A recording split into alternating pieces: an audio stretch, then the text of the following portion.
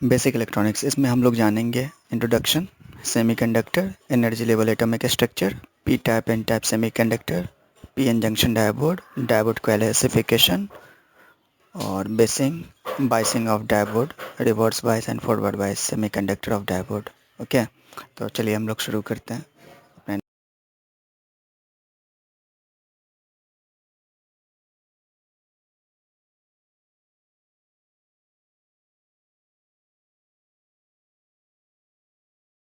तो शुरू करते हैं, लेट स्टार्ट।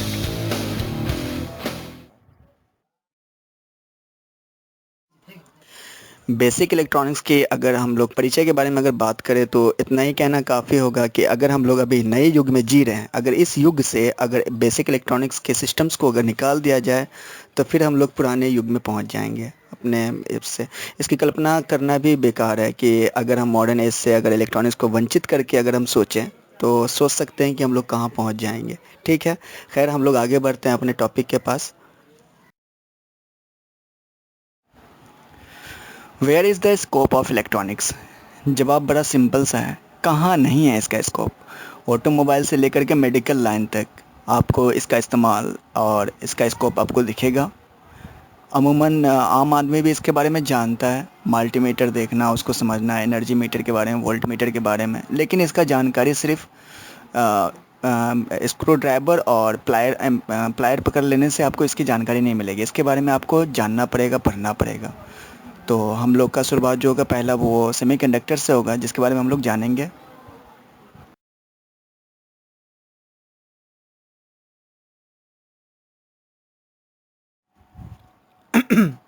सेमीकंडक्टर एक ऐसा पदार्थ जिसकी वजह से इलेक्ट्रॉनिक्स और इलेक्ट्रिकल की दुनिया में एक क्रांति आ गई।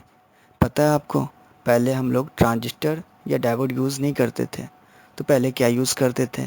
तो पहले हम लोग यूज़ करते थे वैक्यूम ट्यूब, जिसका साइज़ काफ़ी बल्कि होता था और इसे ऑपरेट करने में काफ़ी ऊर्जा की आवश्यकता पड़ती थी। खैर, जब से हमें सेमीकंडक्टर का साथ मिला तब से ये सारी समस्याएं दूर हो गई। अब हमारे पास डेस्कटॉप है, लैपटॉप है, अब हमारे पास यहाँ तक के पाल्म टॉप भी है। ये सारा का सारा क्रेडिट किसको जाता है? सेमीकंडक्टर को। तो बात करते हैं सेमीकंडक्टर की। सेमीकंडक्टर को डिफ़ाइन कैसे किया जाए? तो इससे पहले एक सवाल कि पदार्थ कितने प्रकार का होता है। अगर ये सवाल अगर आप किसी फिजिक्स वाले से करें तो उसका जवाब होगा ठोस, द्रव, गैस। यही सवाल पदार्थ कितने प्रकार का होता है, अगर आप किसी केमिस्ट्री वाले से पूछे तो उसका जवाब होगा तत्व, यौगिक, मिश्रण। लेकिन यही सवाल अगर आप किसी इलेक्ट्रीशियन या फिर इलेक्ट्रॉनिक्स वाले से करें कि पदार्थ कितने प्रकार का होता है तो उसका जवाब होगा कंडक्टर, सेमीकंडक्टर और इंसुलेटर।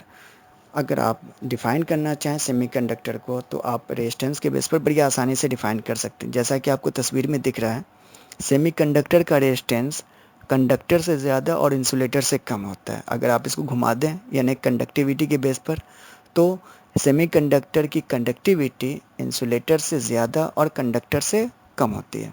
ठीक है, तो खैर अब हम लोग बात करते हैं अगले टॉपिक पर।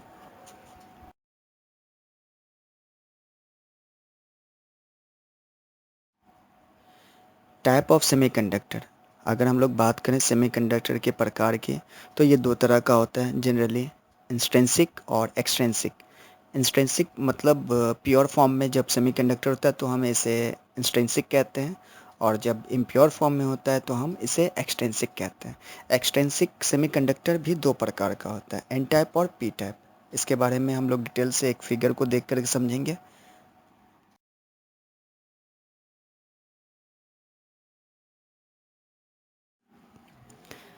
इंस्ट्रिंसिक और एक्सट्रिंसिक सेमीकंडक्टर को समझने से पहले आइए सबसे पहले हम लोग बात करते हैं एटॉमिक स्ट्रक्चर। यहाँ आप लोग के तस्वीर में सेमीकंडक्टर के एक एटम को दिखाया जा रहा है जिसके आउटर मोस्ट ऑर्बिट में 4 इलेक्ट्रॉन हैं। आपको शायद पता होगा कि मेटल का जो एटम होता है उसके आउटर मोस्ट ऑर्बिट में इलेक्ट्रॉन की संख्या जो 4 से कम होती है, और नॉन मेटल का जो एटम होता है उसके आउटर मोस्ट ऑर्बिट में इलेक्ट्रॉन की संख्या 4 से ज़्यादा होती है। मतलब 4 से ज़्यादा मतलब 5, 6, 7। ये आपको नॉन मेटल का होता है। मतलब ये इलेक्ट्रॉन को ऑक्टेट पूरा कंप्लीट करने के लिए ये इलेक्ट्रॉन एक्सेप्ट करता है किसी दूसरे एटम से। और मेटल का जो एटम होता है उसका जो इलेक्ट्रॉन होता है, उसका आउटर मोस्ट ऑर्बिट में जो इलेक्ट्रॉन होता है वो 4 से कम होता है। मतलब वो डिनोट करता है किसी और एटम को। तो ये आप मेटल और नॉन मेटल की प्रॉपर्टीज़ के बेस पर अगर आप कह सकते हैं कि जो मेटल का जो एटम होता है वो 4 इलेक्ट्रॉन से कम इलेक्ट्रॉन रखता है आउटर मोस्ट ऑर्बिट में, और नॉन मेटल का जो होता है एटम, उसके आउटर मोस्ट ऑर्बिट में 4 इलेक्ट्रॉन से अधिक एटम होता है। ठीक है। और यहाँ पर जो आपको सामने दिख रहा है वो एक सेमीकंडक्टर का एटम है जिसके आउटर मोस्ट ऑर्बिट में 4 इलेक्ट्रॉन है। मतलब ये ना तो देने वाला है ना तो ये लेने वाला है। खैर, हम लोग बात करते हैं।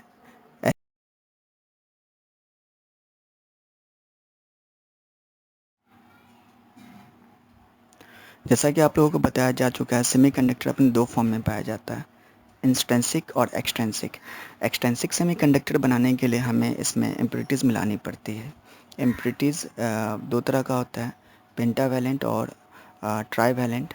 Pentavalent impurities impurity atom with 5 valence electron produce n-type semiconductor by contributing extra electron, whereas trivalent impurities atom with 3 valence electron produce p-type semiconductor by producing a hole। तो सबसे ज़्यादा इसमें इम्पॉर्टेंट क्वेश्चन आपके लिए होगा कि डोपिंग किसे कहते हैं। तो सिंपली आप कह सकते हैं इम्प्योरिटीज़ को किसी प्योर सेमीकंडक्टर में इम्प्योरिटीज़ के मिलाने के प्रक्रिया को या प्रोसेस को ही हम लोग डोपिंग कहते हैं। ये डोपिंग दो तरह का होता है, पेंटावैलेंट या फिर ट्राईवैलेंट। पेंटावैलेंट अगर इम्प्योरिटीज़ मिलाया जाए तो वो हमारा एन टाइप सेमीकंडक्टर बनेगा, और ट्राईवैलेंट टाइप अगर इम्प्योरिटीज़ मिलाया जाए तो वो हमारा पी टाइप सेमीकंडक्टर बनेगा। खैर, आगे बढ़ते हैं।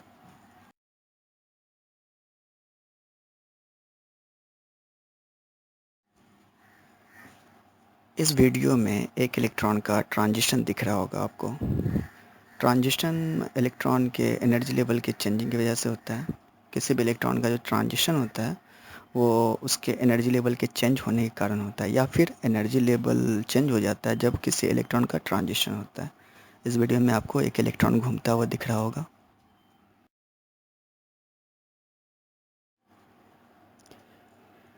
आपको तस्वीर में दिख रहा होगा एनर्जी गैप। एनर्जी गैप है क्या? आपको सबसे पहले इस सवाल का जवाब तब मिलेगा जब आपको ये पता हो कि कोई भी पदार्थ कंडक्ट कब करता है, यानी वो कंडक्टर कब होता है। कंडक्टर होने के लिए किसी भी पदार्थ का जो इलेक्ट्रॉन है उसे कंडक्शन बैंड में उपलब्ध होना चाहिए। कंडक्शन बैंड में उपलब्ध कराने के लिए हमें कुछ ऊर्जा की आवश्यकता पड़ती है। ये ऊर्जा वोल्ट में नापा जाता है। जैसा कि आपको तस्वीर में दिख रहा है, इंसुलेटर की तस्वीर में आपको ये गैप कुछ ज़्यादा दिख रहा है। मतलब अगर हम किसी इंसुलेटर को अगर कंडक्टर की फॉर्म में लाना चाहें तो हमें उसे उसमें काफ़ी ऊर्जा देनी पड़ेगी।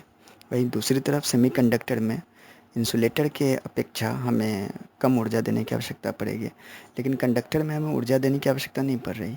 आपको साफ दिख रहा होगा कि इसमें जो वैलेंस बैंड है और कंडक्शन बैंड है दोनों एक दूसरे पर ओवरलैप कर रहा है। मतलब इससे में कोई ऊर्जा गैप या कोई भी एनर्जी गैप नहीं है। तो हम लोग देखते हैं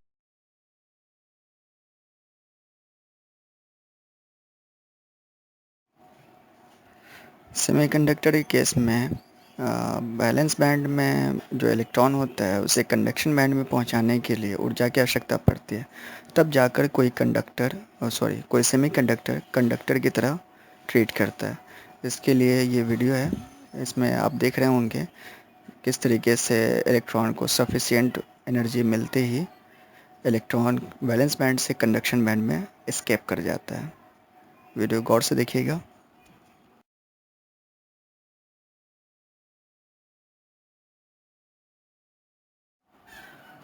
कंडक्टर कंडक्टर क्यों होता है और इंसुलेटर इंसुलेटर क्यों होता है?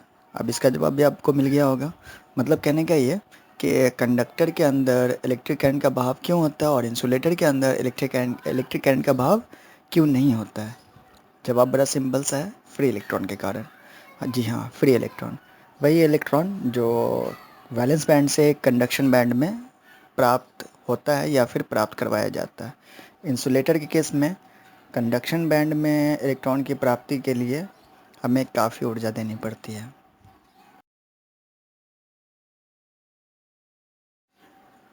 डायोड एक सेमीकंडक्टर यूनिडायरेक्शनल डिवाइस है। मतलब ये कि किसी एक ही डायरेक्शन में इलेक्ट्रिक करंट फ्लो हो सकता है। डायोड का सिंबल आपको तस्वीर में दिखाया जा रहा है और कुछ खास प्रकार के डायोड को भी दिखाया जा रहा है।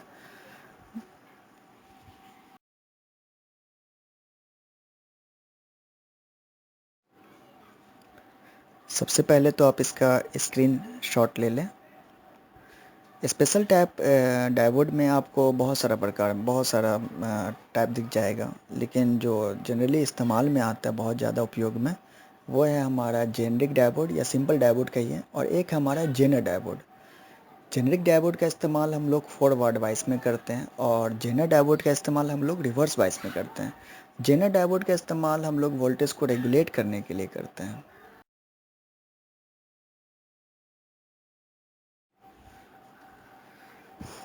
सेमीकंडक्टर डायोड दो लेयर से बना होता है, पी टाइप तथा एन टाइप लेयर से। आपको इस वीडियो में एक अनबाइसिंग डायोड दिखाया जा रहा है, मतलब एक ऐसा डायोड जिसके दोनों छोरों पर किसी प्रकार का पावर सप्लाई नहीं दिया गया है। इसमें आपको दिख रहा होगा कि जब दो लेयर एक दूसरे क्लॉज में आता है तो रिकम्बिनेशन ऑफ इलेक्ट्रॉन और होल होता है, जिसके जस्ट बाद आपको एक बैरियर पोटेंशियल बना हुआ दिखेगा, मतलब पॉजिटिव तथा नेगेटिव का पोटेंशियल। वो बैरियर पोटेंशियल जो होता है वो एक तरह का पोटेंशियल होता है जो अपोज करता है इलेक्ट्रॉन के बहाव को या फिर इलेक्ट्रिक करंट को।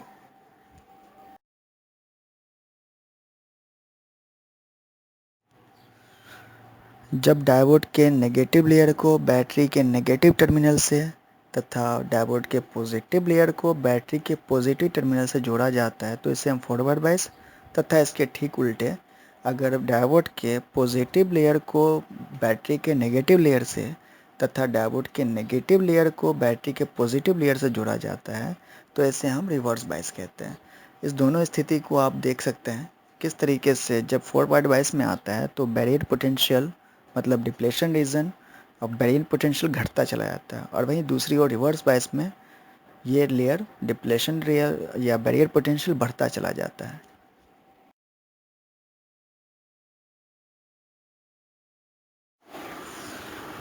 Specification of diode forward voltage drop. जब हमारा डायोड फॉरवर्ड बायस में होता है तो इसके एक क्रॉस एक वोल्टेज ड्रॉप होता है। सिलिकॉन से बने डायोड के केस में यह वोल्टेज ड्रॉप 0.7 वोल्ट का होता है तथा जर्मेनियम से बने डायोड में यह वोल्टेज ड्रॉप 0.3 वोल्ट का होता है। Peak inverse voltage.